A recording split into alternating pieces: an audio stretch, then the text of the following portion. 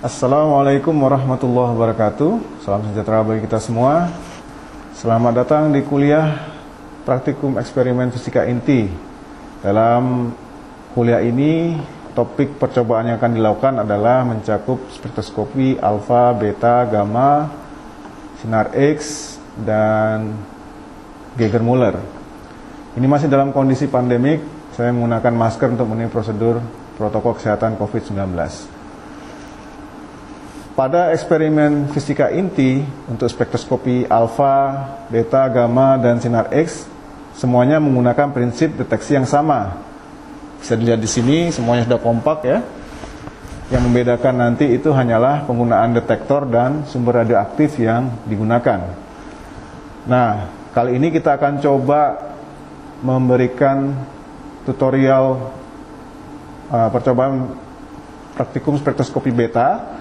Namun nanti secara keseluruhan prinsip metode deteksi akan sama untuk percobaan spektroskopi alfa, gamma, dan sinar X. Berikut ini adalah setup pengukuran eksperimen peluruhan beta. Nanti juga sama untuk yang eksperimen peluruhan alfa, gamma, dan sinar X. Jadi yang terlihat di sini adalah setup sudah kompak. Yang pertama kita lihat di bagian sini, ini adalah ada detektor ya, di dalam situ ya. Jadi ada detektor di dalam. Nah kita lihat di sini ada sumber radioaktif yang mau kita ukur, yaitu cesium-137. Ini sumber dalam detektor kita tutup dengan timbal ya, agar mengurangi radiasi radioaktif yang keluar. Nah selain detektor scintillator, eksperimen lain menggunakan, atau di beta itu menggunakan detektor semikonduktor ya. Biasanya untuk menyimpan sampelnya agak khusus ya, seperti ini. Ini adalah sungkup. Nanti ini dihubungkan ke pompa vakum sehingga di dalam ruangannya itu cukup hampa ya, karena untuk menghindari sumbangan dari atom-atom yang lain ya. Nah, kalau kita lihat di dalamnya ini, nanti akan kita lihat di sini. Ini adalah tempat kita menaruh sampel radioaktif. Yang di sini ini adalah detektor semikonduktor ya. Jadi ini untuk masalah detektor ya. Di awal ada detektor. Kemudian detektornya terhubung dengan tegangan tinggi ya. Tegangan tinggi diatur oleh panel ini ya. Panel tegangan tinggi. Kemudian dari detektor nanti masuk ke preamplifier. Jadi penguat awal itu ada di dalam sini, dalam detektor ini. Di sini juga ada di sini penguat awal. Kemudian setelah itu dari penguat awal masuk ke amplifier, ya, masuk dari belakang. Kemudian luarannya nanti dipecah dua. Yang satu dihubungkan ke osiloskop. Di sini nanti kita akan melihat bagaimana profil luaran dari sinyal radioaktif yang diubah menjadi pulsa tegangan ya. Jadi nanti akan kita lihat ini adalah pulsa tegangan yang tingginya itu terkait dengan kuat atau lemahnya aktivitas peluruhan dari sampel radioaktif. Dalam hal ini misalkan peluruhan beta ya. Jadi seberapa kuat aktivitasnya itu ditentukan oleh tinggi rendahnya pulsa tegangan. Nah, luarannya lagi dari amplifier itu menuju ke single channel analyzer, ya. Jadi single channel analyzer di sini fungsinya itu adalah untuk menyeleksi tegangan yang muncul di layar ini ya, di layar osiloskop. Jadi radiasi yang muncul dari sumber radioaktif itu dia muncul macam-macam kekuatannya ya. Jadi di sini kita ada banyak, jadi yang tingginya 3 volt, 4 volt, kemudian 2 volt, 1,5, 1,1, 0,5, ini jadi satu ya. Sehingga untuk nanti eksperimen kita membutuhkan data cata intensitas sebagai fungsi dari tenaga peluruhan ya, misalkan tenaga peluruhan beta. Nah, karena tenaga peluruan berbanding lurus dengan tegangan ini, makanya kita harus memilih ya. Jadi misalkan kita butuh dari 0 sampai 4 volt dalam interval 0,1 volt. Nah, itu kita memerlukan instrumen yang namanya single channel analyzer ya. Jadi dia akan menyeleksi sinyal tegangan ini yang sesuai dengan batas tegangan atas dan tegangan bawah atau upper level dan lower level yang telah kita tentukan. Jadi seandainya kita ingin mendeteksi pusat tegangan yang tingginya 3 volt, maka nanti kita set di SCA itu penyaringnya, batas bawahnya misalkan 2,9, batas atasnya adalah 3,0 volt ya. Jadi tergantung dari selisih antara batas atas dan batas bawah yang namanya juga window ya. Nah, kemudian setelah dari SCA ini diarahkan ke counter ya. Jadi setelah diseleksi, nanti kita lihat seperti ini ya. Misalkan ini yang paling cerah atau paling yang sinyal warnanya paling terang ini, itu misalkan sinyalnya tingginya sekitar 3,5 volt ya. Jadi semakin terang itu artinya semakin banyak pulsa tegangan dengan tinggi tegangan 3,5 volt ya. Jumlahnya misalkan kalau dilihat di sini mungkin di atas ribuan ya. Nah, itu nanti bagaimana cara mencacahnya, yaitu nanti yang sudah diseleksi tadi dipilih menggunakan counter ya. Jadi sini counter, kita lihat di sini jadi yang akan kita cacah itu detektornya dari sini berapa jumlah aktivitas per satuan waktu ya. Jadi kita harus set dulu persatuan waktunya. Di sini sudah di set setiap 10 detik ya. Jadi setiap 10 detik. Jadi misalkan tadi kita sudah pilih sinyal yang tingginya 3,5 volt, itu dipilih di sini ya. Jadi ini ada dua, upper level dan lower level. Yang upper level juga merangkap sebagai window ya, selisih antara upper level dan lower level. Sehingga nanti kalau misalkan kita mau menyeleksi 3,5, ini kita pasang skalanya ini ke 3,5 ya. Nah, kemudian kita ingin tahu berapa cacah dari aktivitas radioaktif itu untuk tegangan 3,5 volt ya. Jadi kita set interval waktunya setiap 10 detik ini ya. Kemudian kita lihat, kita pilih displaynya, ini ada display. Kalau kita pilih counter, nanti ini adalah masuk counter ya. Kalau kita pilih timer di sini, ini adalah timernya ya. Kita pilih counter, kemudian kita mulai untuk meng-count di sini. Nah, kita lihat itu, dia akan mendeteksi selama 10 detik ya. 10 detiknya dari mana kita set? Dari sini ya. Jadi ini ada settingannya itu 1 M kali 10 pangkat N ya. Jadi M nya 1, N nya itu adalah 2. Jadi nilainya adalah sekitar 10 detik ya. Kalau misalkan kita mau ke menit, ini tinggal ubah yang ini ke menit ya.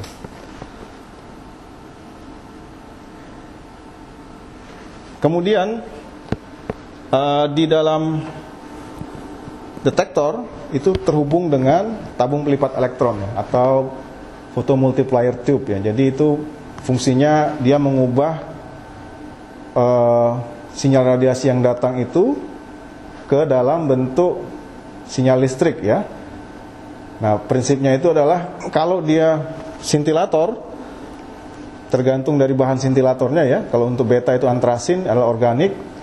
Jadi intinya adalah karena interaksi antara radiasi beta dengan material organik antrasin, yang kita inginkan adalah outputnya adalah dalam bentuk foton dengan energi yang lebih rendah dari energi beta ya. Sehingga di antrasinnya itu didesain, jadi di engineering khusus, dia bisa menghasilkan pendaran yang selalu berkelap-kelip ya. Jadi ketika kita dikenakan sinar beta, nanti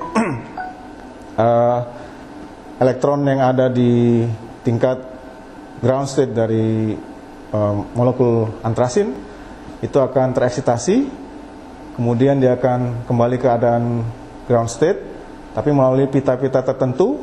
Nanti selisih di dalam pitanya itu memberikan energi dalam range cahaya tampak ya, cahaya tampak, sehingga hasilnya interaksi antara beta dengan antrasin adalah foton dengan energi yang lebih rendah, yaitu energi yang berada dalam cahaya tampak. Nah, cahaya ini masuk nanti kemudian digunakan menghantam plat fotokatoda ya di dalam tabung multiplier itu. Nanti ada efek fotolistrik yang terjadi. Kalau energi dari foton yang datang tadi, fotonnya terjadi karena proses sebelumnya itu lebih besar daripada fungsi kerja logam dari logam fotokatoda di situ, maka akan ada elektron yang keluar. Nah, elektron yang keluar itulah yang nanti diperbanyak oleh tabung pelipat elektron ya. Dengan di dalamnya itu akan dipasang dinoda ya, tegangan bertingkat, sehingga di akhirnya nanti kita dapatkan jumlah elektron yang cukup sehingga akan menghasilkan arus listrik ya. Berikut ini adalah prosedur pengambilan data untuk percobaan spektroskopi peluruhan beta. Jadi pastikan sampel cesium 137 sudah dimasukkan ke dalam sungkup sampel di situ ya. Sungkup detektor. Tadi sudah dilihatkan di awal. Kemudian pastikan semua elektronik sudah terhubung dengan benar. Kemudian kita cek data awal, yaitu pulsa tegangan ya. Jadi kalau sudah benar, itu nanti akan kita lihat luaran. Ini dari amplifier ya, luaran banyak pulsa tegangan dengan nilai tegangan yang berbeda-beda ya.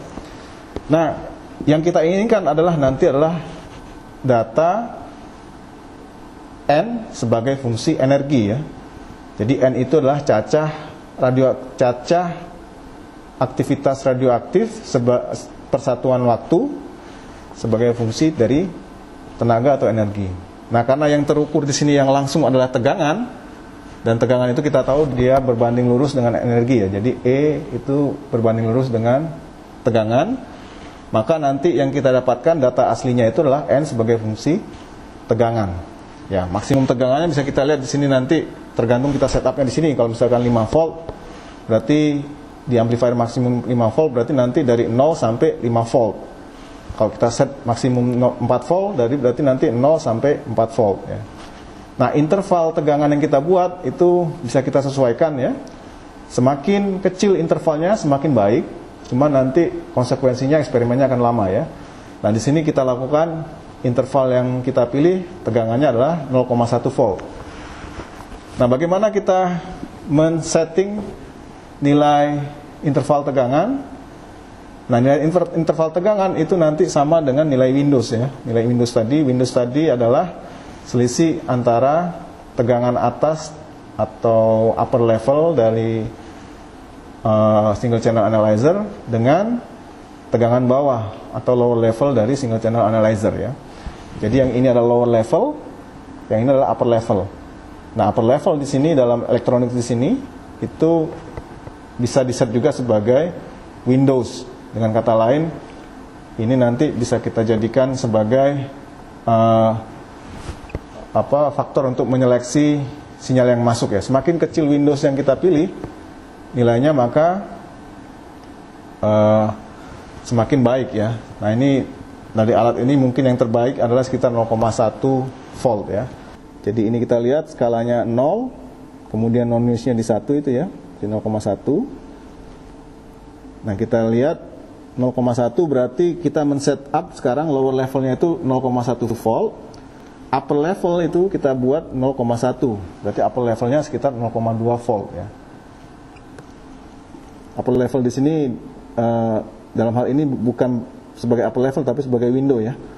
Jadi upper levelnya itu adalah 0,1 ditambahkan windownya 0,1 jadi 0,2 ya, 0,2 volt. Nah, sekarang coba kita lihat berapa cacahnya dari aktivitas radioaktivitasnya ini dengan tegangan sebesar 0,1 volt ya.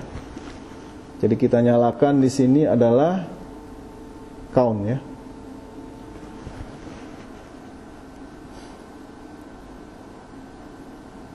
muncul angka ya, tetap mencacah dia. Nah, berhenti itu karena selama 10 detik ya, nilainya sekitar 87.000 ya. Dicatat ya, jadi untuk tegangan 0,1 kita dapatkan N sebesar 87.000 ya. N per 10 detik tadi ya, sekitar 87.000. Nah, ini dia otomatis akan ngulang ya. Kalau memang mendapatkan statistik yang baik, bisa dibuat 3 kali pengukuran ya. Seperti itu. Oke, kita stop saja ini. Kemudian selanjutnya kita memvariasikan nilai tegangannya ya. Jadi tadi kita mulai 0,1, kita intervalnya tadi kita buat 0,1, berarti berikutnya kita buat 0,2 ya. Jadi kita bermain di lower level ini, kita menggeser lower levelnya ke atas sejauh 0,1 ya. Kita pasang 0,2 situ ya. Oke. Kenapa 0,2? Karena kita menginginkan interval datanya adalah 0,1 ya. Seperti itu. Kemudian ini kita buat reset, jadikan 0 dulu. Kemudian kita mulai menghitung lagi ya.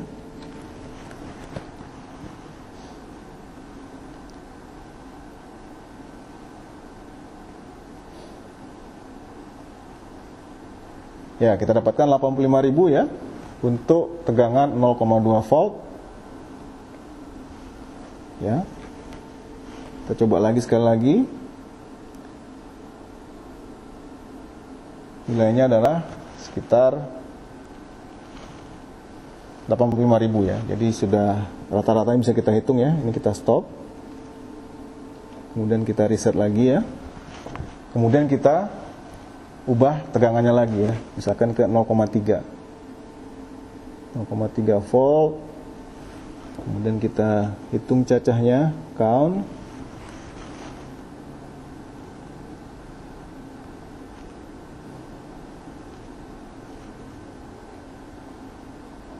Nah, kita dapatkan 84.000 ya. Kita stop, kita reset. Kemudian kita tambahkan ke 0,4 ya. Kemudian kita hitung cacahnya.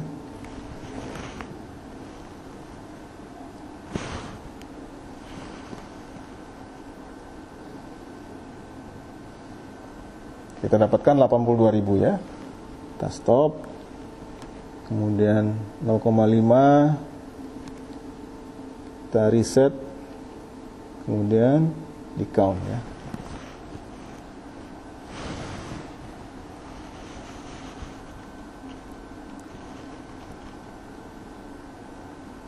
Ya, kita dapatkan 80.000 dan seterusnya ya, sampai ke 4 volt misalnya tadi ya, untuk setiap interval 0,1 volt. Spektroskopi gamma. Spektroskopi gamma itu ada kemiripan dengan spektroskopi sinar X. Nah, nanti kita lihat kedua-duanya. Sekarang kita lihat interaksi sinar X dengan materi. Jadi kalau pada sinar X ada atom ya, ada atom yang terdiri dari ini ada intinya, kemudian ada kulit elektron K, L dan seterusnya. Kemudian ada sinar datang, sinar X ya, dengan panjang gelombang tertentu. Maka sinar X yang datang pada elektron kulit terluar ini akan berinteraksi dan akan terpental. Nah, pada kulit terluar. Nah, itu yang disebut sebagai hamburan Compton. Jadi elektron akan terpental keluar. Sehingga pada kulit itu nanti akan kosong. Sedangkan kalau elektron yang datang, sinar X yang datang tadi terkena pada kulit terdalam, maka elektron yang ada pada kulit terdalam ini akan terpental keluar. Nah, sehingga pada kulit terdalam ini tadi elektronnya kosong, jadi menjadi kosong. Nah, maka efeknya disebut sebagai efek fotolistrik. Nah, nanti pada sinar X yang kosong tadi akan diisi dari kulit yang di atasnya atau di luarnya. Gitu. Sekarang kita lihat kalau interaksi sinar gamma dengan materi. Jadi ada suatu atom, ada inti di dalamnya, kemudian elektron di kulit luarnya, maka akan terjadi 3 efek kalau pada terkena sinar gamma. Efek yang pertama adalah efek fotolistrik. Jadi ketika sinar gamma datang, maka menumbuk elektron yang berada pada kulit paling dalam dan elektron itu akan terpental. Maka peristiwanya adalah efek fotolistrik. Besarnya tenaga kinetik elektron ini akan sama dengan sinar gamma yang datang tadi dikurangi energi ikat dari elektron yang paling dalam tadi. Bisa dirumuskan energi kinetik sama dengan energi gamma minus energi ikat. Jadi elektron yang berada di kulit paling dalam ini energi ikatnya adalah yang paling besar. Peristiwa yang kedua, ketika interaksi sinar gamma menumbuk suatu materi atau atom adalah efek Compton. Jadi efek Compton terjadi ketika sinar gamma menumbuk elektron di kulit yang paling luar, atau bisa disebut sebagai elektron bebas, di mana elektron ini mempunyai tenaga ikat paling kecil, maka elektronnya akan terpental dan tenaga gammanya akan menjadi gamma terhambur. Sehingga besarnya energi kinetik sama dengan energi gamma yang datang dikurangi energi gamma terhambur atau E gamma aksen. Besarnya tenaga radiasi gamma yang terhambur ini akan bervariasi tergantung pada sudut hamburan. Jadi kalau sudutnya kecil, maka tenaga gammanya akan besar. Kenapa begitu? Nah, jadi di sini ada tergantung sudutnya. Jadi kalau E gamma datang ya, kalau sudutnya terhambur kecil kan berarti atau minimalnya adalah 0. Artinya apa kalau sudut gammanya 0? Maka E gamma akan sama dengan E gamma aksen. Artinya bahwa tenaga yang datang, sinar gamma yang datang akan sama dengan tenaga sinar gamma yang terhambur. Sebaliknya, ketika sudut hamburannya besar, maka tenaga gammanya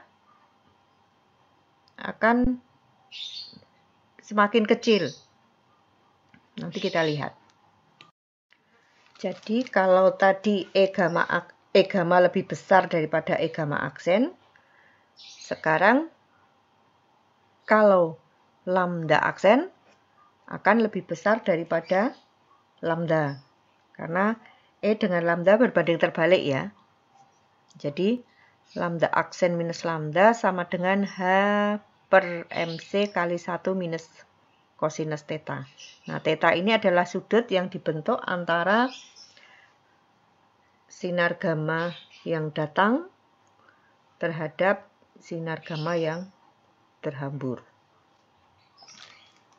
Sehingga di sini saya tegaskan lagi bahwa gamma aksen jauh lebih besar daripada gamma. Energi gamma lebih besar daripada energi gamma aksen. Besarnya tenaga gamma aksen berapa? Nah, kita bisa menghitungnya. Jadi E gamma aksen sama dengan E gamma dibagi 1 plus E gamma per MC kuadrat dikalikan 1 minus kosinus theta. Nah, di sini kalian bisa mencoba mencari kapan E gamma aksennya maksimum, kapan E gamma aksennya minimum. Nah, itu tergantung sudutnya tadi. Jadi kalau tadi dimasukkan ketika sudutnya 180 derajat, berarti tenaga radiasi gamma aksennya akan minimum. Nah, saat itulah terjadi hamburan balik. Sebaliknya, E gamma aksennya akan maksimum. Kapan? Bisa dicoba dicari. Peristiwa yang ketiga, ketika interaksi radiasi gamma menumbuk suatu materi adalah terjadinya bentukan pasangan. Kapan terjadinya? Jadi ketika sinar gamma datang mendekati inti atom. Jadi berada pada elektron kulit paling dalam dan inti atom, melewati di antaranya. Sehingga sinar gamma itu berinteraksi dengan yang namanya medan kolom inti. Masih ingat kan? Medan kolom, hukum kolom apa?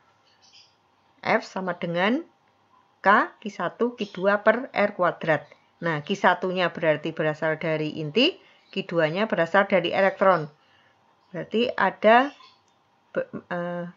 sinar datangnya itu berada di antara inti dan elektron kulit yang paling dalam. Nah, maka akan menjadi bentukan pasangan antara elektron dan positron. Elektron dari elektron yang di luar, artinya elektron yang di kulit paling dalam tadi, kemudian positron diperoleh dari intinya. Nah, proses ini akan memenuhi hukum kekekalan tenaga. Sehingga yang datang adalah sinar gamma akan sama dengan ME, jadi elektron ya, massa elektron kali-kalikan C kuadrat ditambah massa positron kalikan C kuadrat ditambah tenaga kinetik elektron dan tenaga kinetik positron. Nah, ingat bahwa ME C kuadrat itu adalah tenaga diam elektron. Nah, nilainya sekitar 511 kilo elektron volt. Sehingga untuk memenuhi proses bentukan pasangan ini minimal tenaganya adalah 1020 kilo elektron volt atau 1022 ya tepatnya. Jadi diperoleh dari pasangan elektron dan pasangan positron, massa diam elektron dan massa diam positron tadi.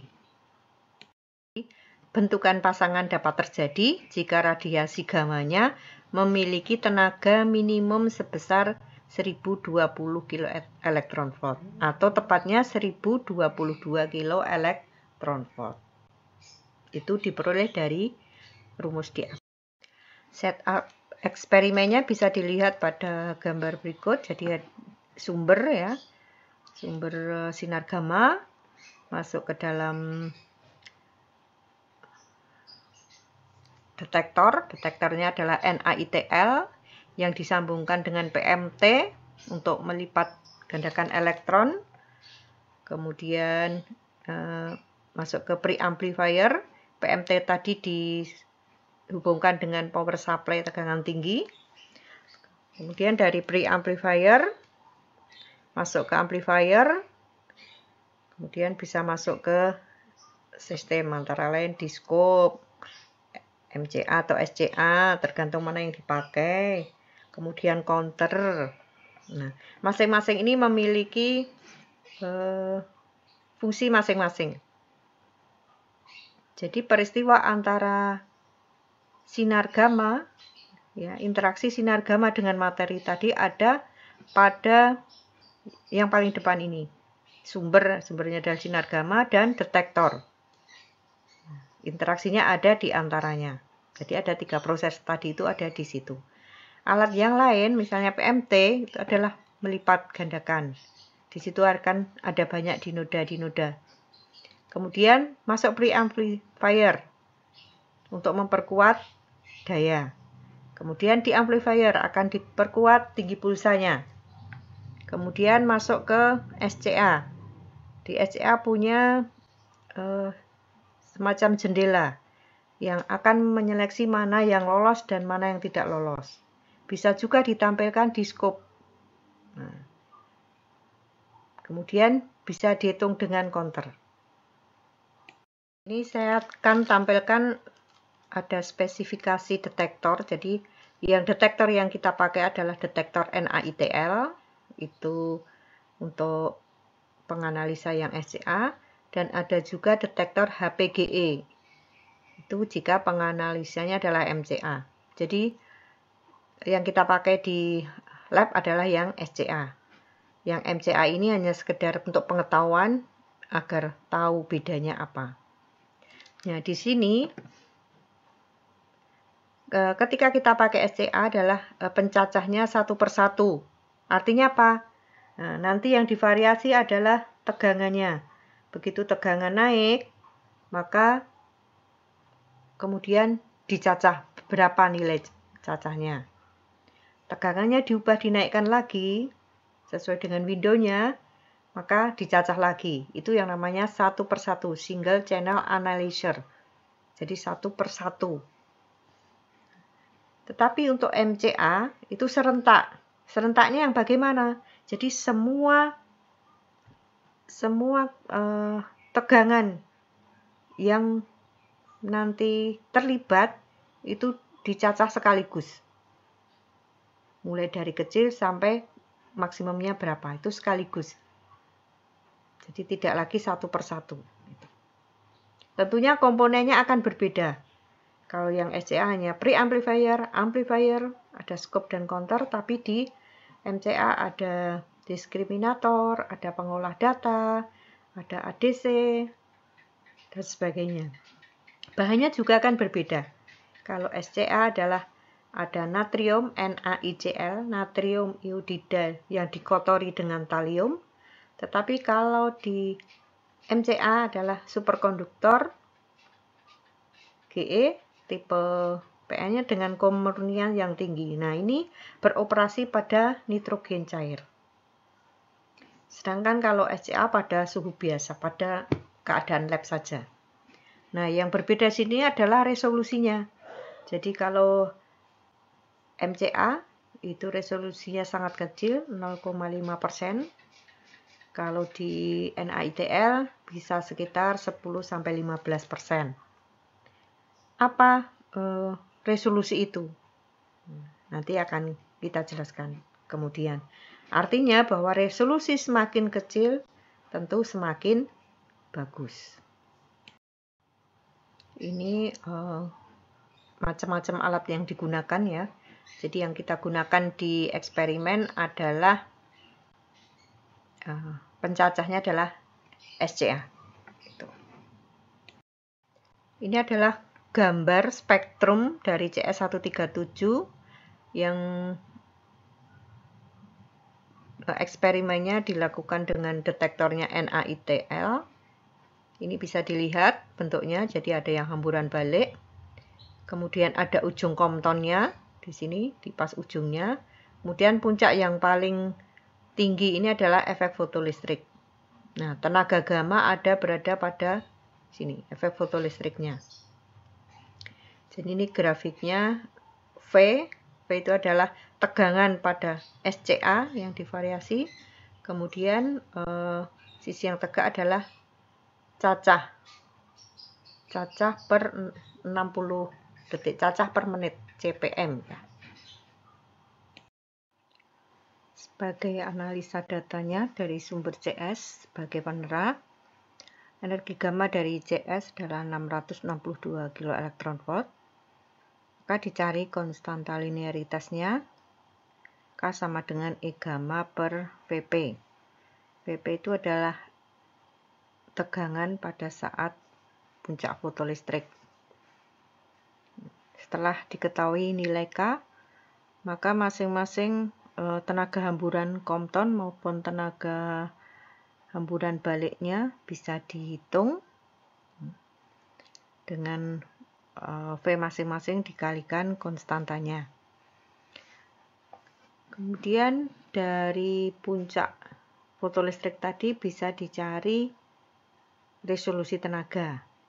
Jadi tadi diketahui Vp-nya berapa, resolusi tenaga bisa dihitung dengan rumus FBHM dibagi energi gamma dikalikan 100%.